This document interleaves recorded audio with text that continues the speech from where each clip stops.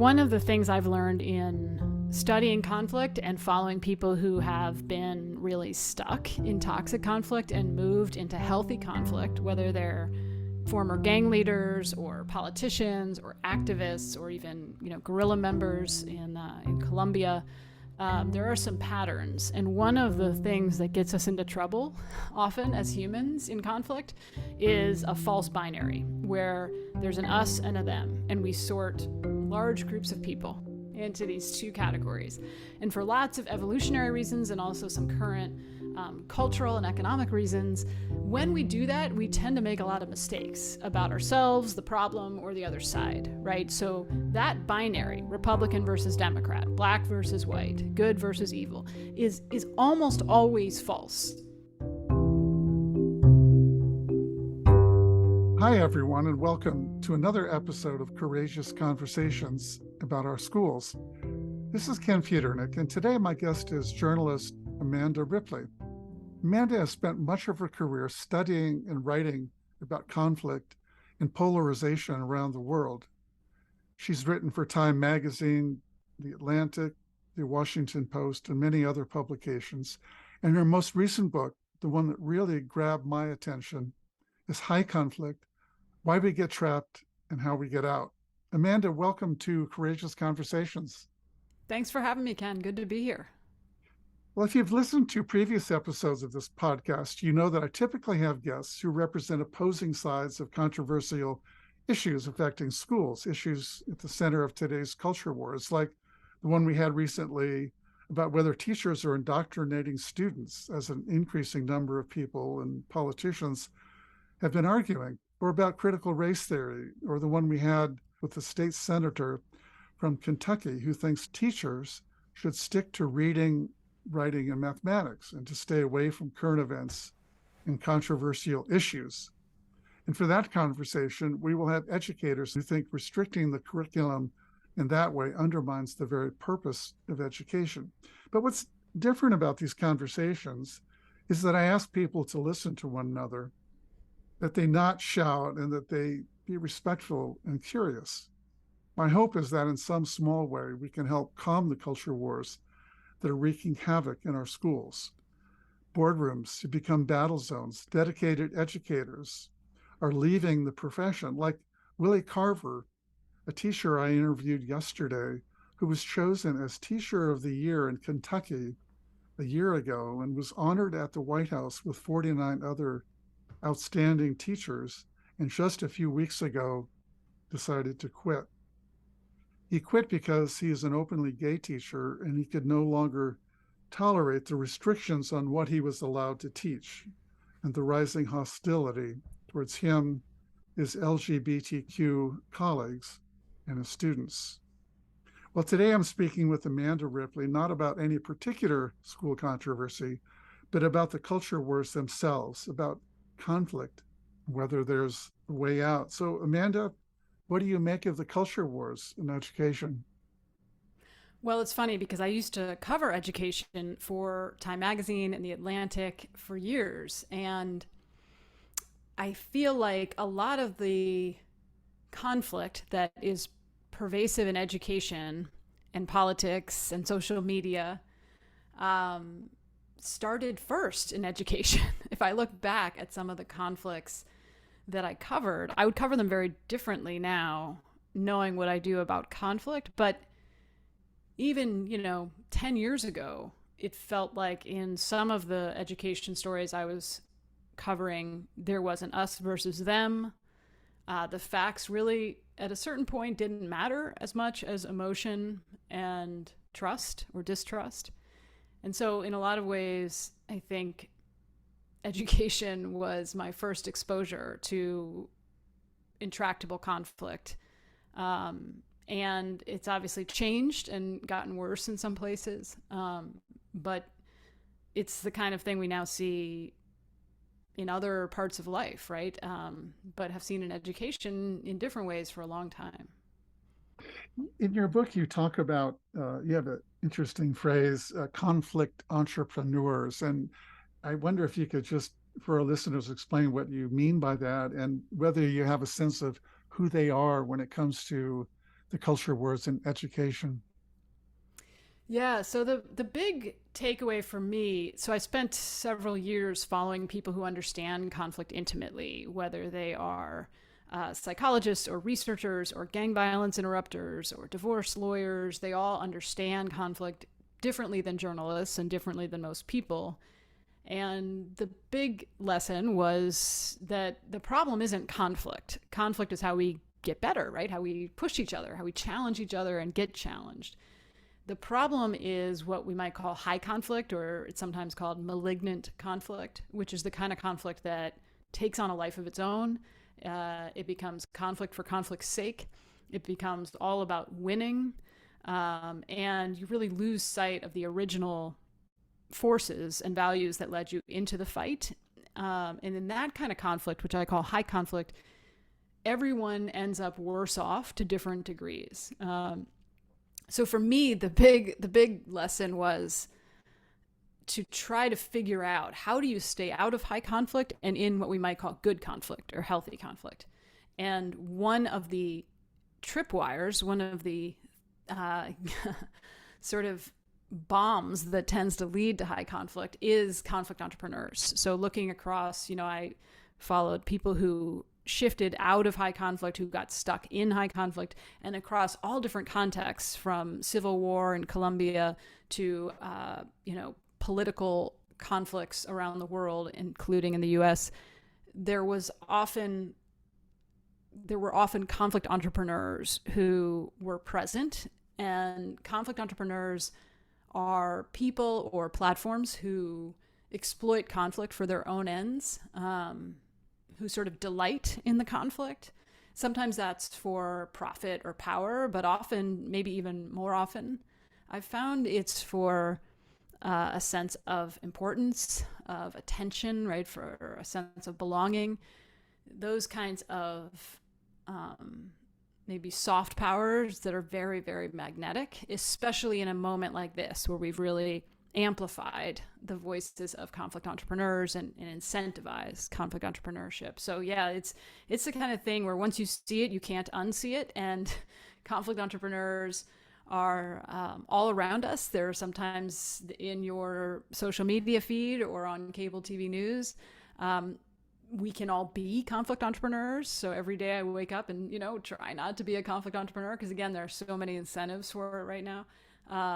But to answer your question, I think in education, conflict entrepreneurs can take a bunch of different forms.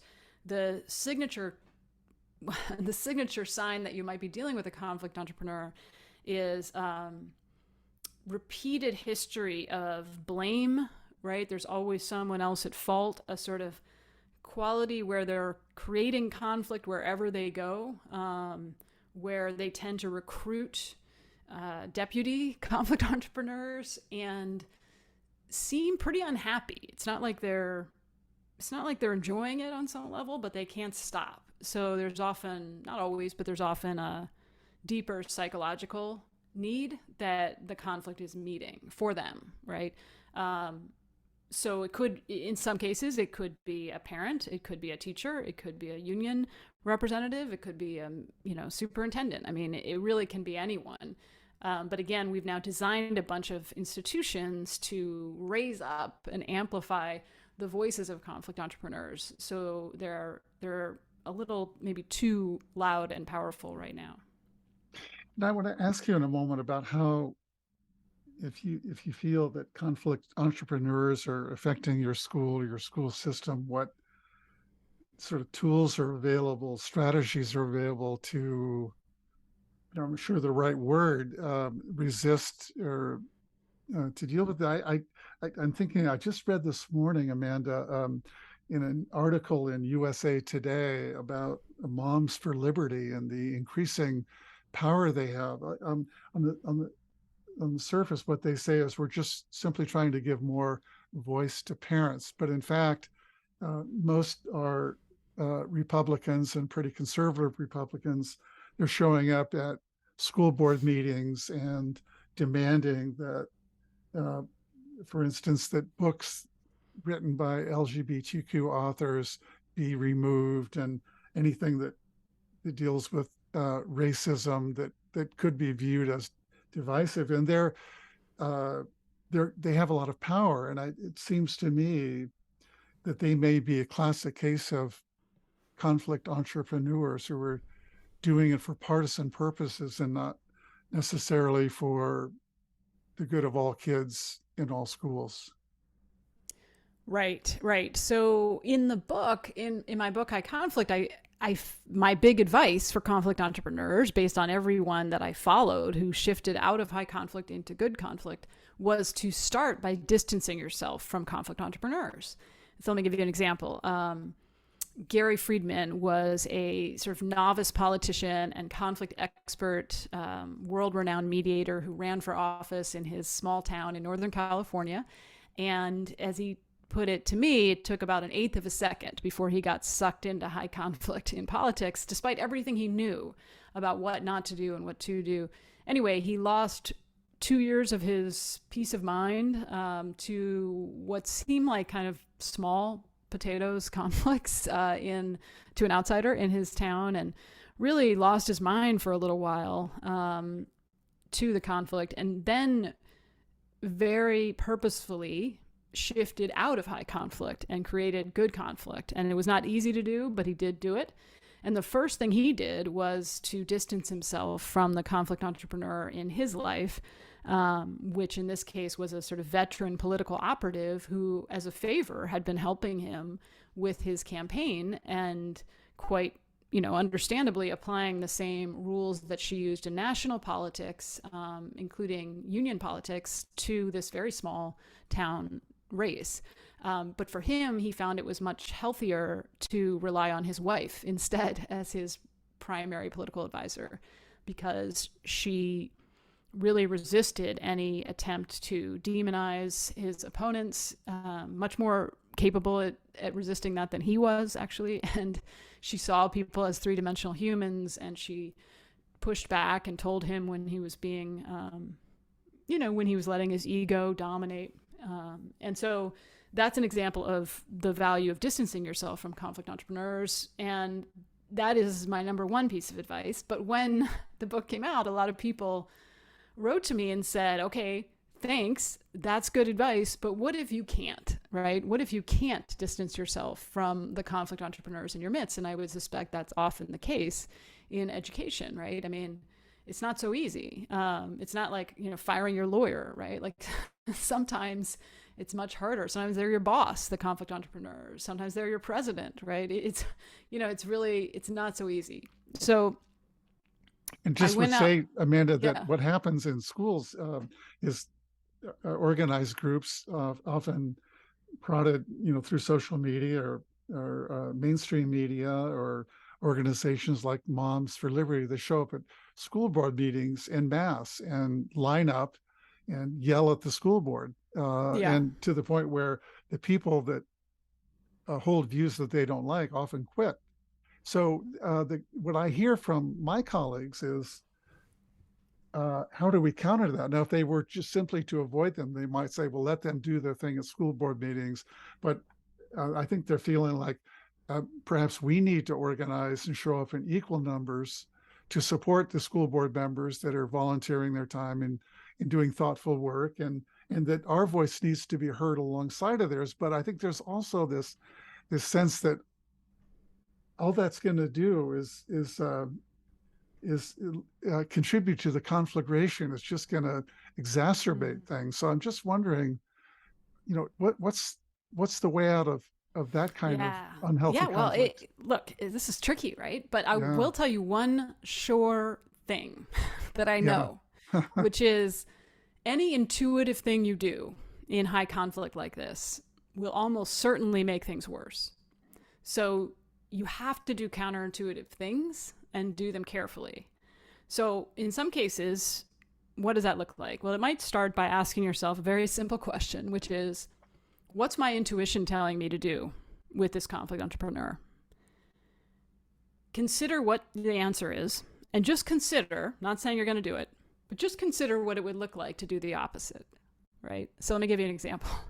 And going back to the story of the conflict entrepreneurs showing up at school boards that you mentioned. Your intuition, for a lot of people, their intuition with conflict entrepreneurs is to ignore them, just like hope they will go away, right? Which is very understandable. Most people are conflict avoidant, and it can be, an adaptive response in a lot of conflicts, but probably not in a high conflict where you're in this kind of dysfunctional negative feedback loop of hostile emotions, right? In that case, ignoring them, as probably a lot of your listeners know, doesn't work. They can sometimes metastasize when you do that. And if you can't distance yourself from them, then what? Well, you might want to try to call them out or shame them or, just hold them to account. Again, that is a very understandable impulse, right? I mean, it's not okay how some of these people are behaving. Typically, though, that is going to make things worse. So I ended up reporting this out because it's the one skill I have, and just talking to people who have dealt with a lot of conflict entrepreneurs. It's their job to do so. For example, Bill Eddy, who is a lawyer and mediator who specializes in dealing with high conflict people. He co-founded something called the High Conflict Institute, which I recommend people check out their website and books if you want more information on this. But he said, calling out a conflict entrepreneur is unwise. It doesn't motivate change. It typically escalates the conflict. And you again start to feel trapped, right? Well, if I can't call them out, I can't ignore them, and I can't distance myself from them, then what? So the first thing to do from all the reporting that I did, and none of this is easy, right, is to first of all just identify conflict entrepreneurs quickly. Don't call them out. Don't tell them you think they're a conflict entrepreneur, but notice who they are. And remember, right, this is important, that people can criticize and lead a union organizing drive and disagree profoundly without being a conflict entrepreneur. That's not what I'm talking about, right? The mark of a conflict entrepreneur is more about the way people engage in conflict over time, like a recurring pattern of dysfunction, perpetual blame, extreme behavior. They're quick to accuse, eager to validate every lament. They really seem to delight in the conflict, right? So once you've identified a possible conflict entrepreneur, now this is where it gets really hard. Resist the urge to demonize them to other people or even in your own mind, which is really hard, right? And the reason this doesn't work is because that kind of us versus them moral superiority thinking is the same kind of thinking that leads to high conflict. So you're not gonna get out of high conflict using the same the same tricks that got us in, right? The same traps. There's a good book I'd recommend to folks called Well-Intentioned Dragons, which is a book about managing conflict entrepreneurs in churches by Marshall Shelley, who puts it this way. He says, when attacked by a dragon, do not become one. So you want to avoid actually succumbing to the same behavior, which is really normal. Like if you just follow your intuition, you will start to act like a conflict entrepreneur if you're not careful. I appreciate so much what you're saying about the impulses we have to resist. We have to stand up and fight, because how could you not? But I also really get, and I can think of personal experiences and things I've observed where, and you even sort of know it in the back of your mind, it's probably not going to make things better, but I still have to do it. But that's sort of an irrational response to it. Like, what do you ultimately want? I want this less conflict, or I want healthy conflict, but I'm choosing to go in and fight, knowing or having had experience that doing that is probably going to make things worse. But if you don't know what else to do, you think, well, right, at least I can say I fought. Right. And I'm glad you said that, because it is true that it depends on what your goal is, right? Like, if your goal is to at least, make yourself or the people watching feel supported, feel like you've defended yourself, which are very worthy goals, right? That's one thing. I'm sort of talking about if you've decided you don't want to live in this particularly toxic culture anymore, but you still have to deal with these people, right? And if you want to do the counterintuitive thing, and you may not, or it may not be the right moment for it. So I'm glad that you mentioned that, right? If you do want to shift, even for your own sanity, which is the number one reason to do this, I think, if you want to shift out of high conflict or resist getting into high conflict with conflict entrepreneurs, after you've identified them, after you've resisted demonizing them, then here's the really tricky part. So your instinct is going to be to, like, as soon as you see them, turn around, walk the other way. In fact, again, the counterintuitive thing tends to be the much smarter move here, which is you literally have to spend more time with the conflict entrepreneur, not less. And again, this is going to depend on you, your boundaries, your strengths and weaknesses. Not everybody is up for this, but Gary, the conflict expert I told you about it, he told me, if they're 90% conflict entrepreneur, see if you can speak to the 10%. So listen to them and try to understand, ideally one-on-one, not with an audience if you can. Sometimes this is easier said than done. And you don't need to listen to them forever, right? Just long enough to make a connection. And that, a lot of conflict entrepreneurs have unresolved trauma in their background.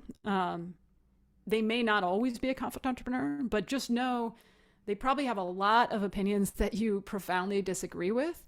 But the thing that most people want more than anything else that they very rarely get is to be heard, right? So can you give them that?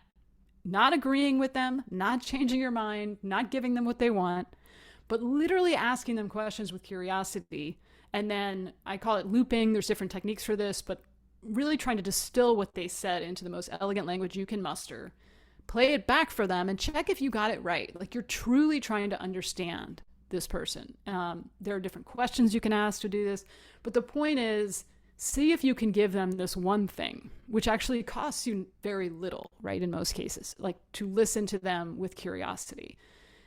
And then once you've done that, typically, not always, again, without an audience, that will lower the person's guard a little bit because they want to be heard. There's research by Graham Bodie, who studies listening, that most people feel heard about 11% of the time. So people very rarely feel heard. And I know there are really annoying rules about this with a lot of school boards. I don't know what the rules are in California, but in a lot of school boards and other places, there's a lot of rules around how you can talk to the public and how the public can talk to you if you're a school board elected official. And this is usually done with good intentions, but can often have the effect of making it very difficult to de-escalate the conflict. But putting that aside, if there's a way to listen to them, figure out what is the 10% that's not conflict entrepreneur, because everybody is more than one thing. Everybody has multiple identities, multiple things they care about. And then see, and this is hard, see if you can redirect some of that energy, right? In companies or schools, it might mean channeling the energy of a conflict entrepreneur toward something productive that you both care about. Usually it's kids, right? I mean, in this context. Again, easier said than done, right? But you want to give them a choice rather than a mandate. You want to really try to connect on the thing that's the 10% non-conflict entrepreneur and try to connect with them as a human so that you at least rehumanize yourself, because it's harder for them to dehumanize you when you start acting like a human. It just creates more friction internally for them. I'm thinking of a book I read recently. You're probably familiar with it, called Conversations with People Who Hate Me by Dylan Marin. Yeah. And he was a podcaster who delighted and had lots of listeners, and he delighted in sort of criticizing people on the right, but he got hate mail a little bit from, and he's gay and open about it, and he sort of put it in his hate mail folder. And then he finally realized that it wasn't all that satisfying to speak to people that already agreed with him. He decided to dive into that folder of hate mail, and he contacted people who essentially hated him because they were on social media, just were hoping for terrible things to happen to him, wanted him to die and in terrible ways. So he would contact them, and not all of them wanted to talk with him, but those who did, and he said, I just want to talk with you and find out why you wrote what you did. And I'm curious because I don't have that many people in my life that hate me, but clearly you do. And invariably people would say, well, I don't really hate you. And in fact, as they were heard, as you said, a lot of them would come around and say, I'm sorry for having written it, but you have to understand, I'm in some cases, I'm the victim of a lot of bullying myself, and I get frustrated, and then I have these religious beliefs, and when you talk about your lifestyle and it doesn't jive with what I think is, I just get frustrated. But these conversations led to a place where, in some cases, he became friends with these people, and they would meet and have coffee later. So I think that's terribly counterintuitive. It didn't strike him that Totally. he should do this. And it's the last thing he would do. But then it's just an illustration of what you're talking about, that the counterintuitive thing can actually lead to something unexpected and good. Yeah, I think I haven't read the book, but didn't he actually put those conversations in his podcast? Yeah, he Because I did. remember listening. Hi, is this Josh? Yeah, it's Josh. So, back in January, you wrote, "You are the most pathetic human being I have ever seen on the internet in my entire life." Josh, what inspired you to write that message? Hi, I'm Dylan Marin, and I'm starting a new podcast called Conversations with People Who Hate Me. It is It's really an interesting to interview listen series to where their I get to- voices, right, and really hear that that exchange. And look, in some cases, it's dangerous to put yourself in that kind of conversation, particularly in person. But what I found is it often feels more dangerous than it actually is, and sometimes it's more dangerous to not have conversations like this. What sparked you to send that initial message? I was just angry about it all. I'd actually messaged a few different popular people on Facebook, but you're actually the only one that messaged back. I was very outraged by the views you had, especially on abortion. I had a couple cocktails in me, but let me tell you, I stand by most of what I said. Did you think that I would read the message? Amanda, I asked Willie Carver, the teacher I mentioned earlier, who just quit, Teacher of the Year in Kentucky, to consider a counterintuitive strategy like reaching out and talking with the people in his school district who have caused him so much grief. And he said, I don't think that would work. He said they're dealing with fear, and the fear is being stoked by leaders like Governor DeSantis and many others who say that people like me are indoctrinating your kids, we're grooming your kids, and some of us are molesting or would want to molest your kids. And I can't counter those messages. We have to somehow figure out a way not to have our national leaders and other leaders stoke this fear among the people whose children I teach. He may not be the person, right, to have those conversations, and this may not be the time. But to his point, which is so critical, right, is how do we shift this whole dynamic so that conflict entrepreneurs are not incentivized and glorified on social media, in the news, in politics? That is what we need to do in the longer term, right? So that, because the best defense against a conflict entrepreneur is a culture of good conflict, where questions get asked, honest disagreement is encouraged, and people behave with like a baseline level of decency. Then conflict entrepreneurs don't thrive, right, the way they do now. So there are different ways to do this, right? And I think you probably have to do all of them. You have to do them at the grassroots level. You have to do them at the national level. You have to do them from the top down, from the bottom up.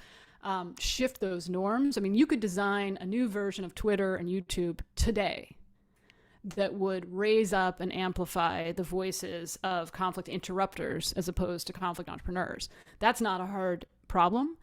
But right now, there's a lot of profit being made, right, by conflict entrepreneurs. So it's not hard to imagine, right? And we even know, like, there are platforms right now where conflict entrepreneurs are not welcome, right? I mean, I'm thinking about LinkedIn is not perfect at all, but on average, less toxic, right? There's just a different set of norms. But I think one thing I think about a lot is, no one likes to feel like they're being played. No one likes to be manipulated. And how do we expose conflict entrepreneurs as the manipulators they are? Because no one red, blue, in the middle. No one likes to be played. And it reminds me, I think, a lot about and the research on how to convince people to stop smoking, right, back in the day. One of the tactics that worked best was this public service ad that made this point. So it depicted, big tobacco executives up in their, skyscraper office, and they were looking down on a bunch of young people who were piling up body bags, as a sort of symbol for all the people who've died from tobacco use. And the whole point of the ad was, you got to stop being manipulated by these guys that are making money off you. And teenagers in particular do not like to be played that way, right? But adults don't either. And there was like a really great study of this, which you may know about, but it was really brilliantly done, where they could see where the ad aired and where it didn't. And they could see this real drop off in tobacco use, especially among young people, after that ad aired. And now there's been another study doing the same thing with nutrition, looking at like how junk food companies manipulate kids. And people, you can shift how you see conflict entrepreneurs once you see how you're being toyed with on purpose. So one challenge, I think, for all of us is, how do we get there? How do we help everyone start to see conflict entrepreneurs for who they are, which is, damaged people who need help and may not be getting it. And the counterintuitive one strategy is to reach out and talk with them and listen to them and be curious, and maybe beginning to do that in settings that don't where they don't feel like they have to play to the crowd. And school board meetings are not that place. No, and it's very tricky. That's a very tricky, because of all these artificial constraints, right, on how the meeting can be run and who can talk to whom and for how long. So it's a real trap, I think, that, I think it would be interesting to talk about. I'd love to hear about districts that have changed rules around that. Is there a way if you were to design the rules around school board or any kind of public meeting for good conflict, what would that look like? Is there another way to do this that still preserves public integrity and transparency, right? But allows for people to feel heard without dominating the discussion. And I don't think it's the hardest problem humans have ever worked on, right? But that's something I'd love to write about if anyone knows of a place where that's happened, because I think you could design these things to be more conducive to good conflict. And, in the meantime, I think it's very important to recognize conflict entrepreneurs, to, if you can't distance yourself from them, to really try to make them feel heard without an audience, if possible, and to try to speak to the 10% and create a culture of good conflict in the longer term. Amanda, one other quick thing before we bring this to a close. I have to think that maybe the contact theory that you write about really would apply, especially in schools where they don't yet have conflict, but they're worried about it coming. And efforts that schools could make to solidify relationships with parents and to create such a strong sense of community that if conflict entrepreneurs tried to penetrate it and break it up, people would say, you can't do this. We love our teachers. And so just say a word about I love that question, because now is the time to act, right? Yeah. If you don't yet have high conflict, if you've not yet been captured as a school district by high conflict, or a family or a church or whatever the case, now is the time to build good conflict, right? And that's what, I spend a lot of my time doing, is working with organizations to train them to develop those guardrails.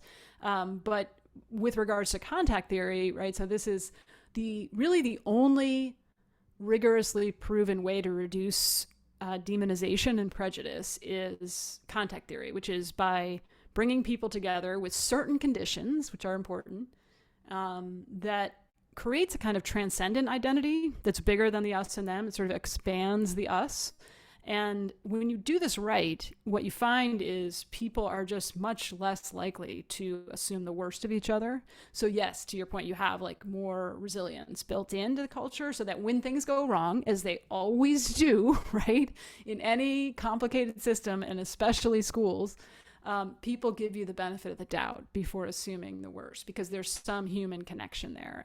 So the conditions that are important very quickly, been 500 experiments done on contact theory all over the world, so luckily we know a lot about it. But one thing that's important is to, when you bring people together, make sure they're on equal footing in the room, if not in the world at large. So this is why it's important to not necessarily have a student and a superintendent, right? Like you can, but you're going to have to do some work to make sure they have equal footing and status in the room. And then another thing that's important is to have a common problem that they're trying to solve, right?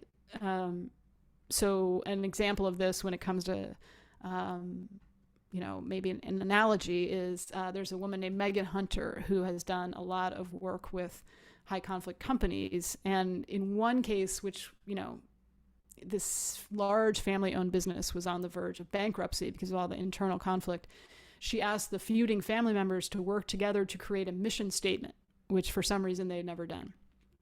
Such a simple thing, right?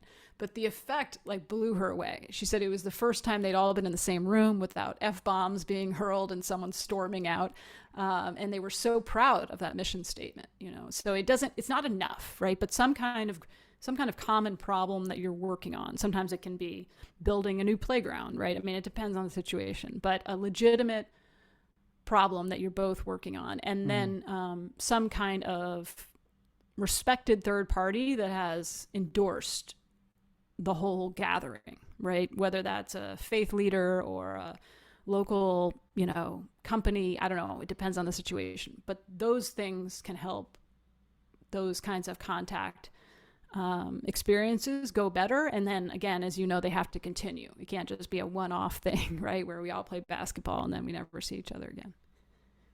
I interviewed for another podcast I have called Teacher Stories, a teacher in a pretty conservative area in the San Francisco Bay Area about, she's a social studies teacher, and she says she continues to teach history accurately and honestly. And she says that, and her principal was on the call with us and said, I completely support her. We live in a conservative community. I never get any complaints.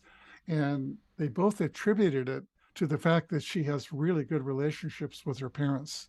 She's communicates with them frequently about what she's doing. She invites them to respond to the curriculum and to meet with her. And it's a form of contact theory. And right. so when she's got a relationship. Yeah, she does. She builds relationships with parents rather than saying, look, I'm the teacher. I'm going to teach the curriculum. And if you have any complaints, I'm sorry, this is what I do. But she doesn't have that approach at all. And the principal's there supporting her, but they both attributed it to the fact that she has these strong relationships year after year with parents.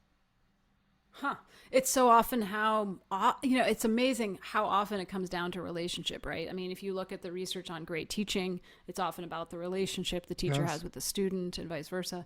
If you look at policing, it's about relationship, and it's very hard to scale, right? It's hard to have a relationship with NBC News, right? Like that's a big challenge for the news media at the national level. But when you can have a real relationship, they say you need a ratio of 5 to 1, roughly, in the conflict research. 5 positive encounters for every 1 negative in order to keep conflict healthy. So, if I were a teacher looking ahead for the fall, I would be trying to build up that side of the ledger. Like, how can we create those positive encounters with parents, with students, with elected officials? And your story reminds me of the other day I had dinner with an elected state board of education that was half Republican, half Democrat, and they get along really well. They disagree on many, many things. But I asked them, same question you asked, right? How are you doing this? And they said, well, it helps that we have dinner together before we meet. Yeah. So, sometimes these things sound so obvious, but we don't do them, especially, during the pandemic. It was very hard to do these things that boost your magic ratio, but it's so important to build that relationship so that you can depend on it when you need it. Yeah. Well, Amanda, I want to thank you so much for being part of Courageous Conversations about our schools. I've learned a lot. You piqued my curiosity and really given me some things to think about in terms of how not only you can respond to conflict and the importance of pausing, as you suggested, and thinking of exactly the opposite of what your intuition tells you to do, and just to see what would that look like, and might it be worth trying. So I'm hoping that our listeners found that advice useful as well. So thanks so much for being part of this.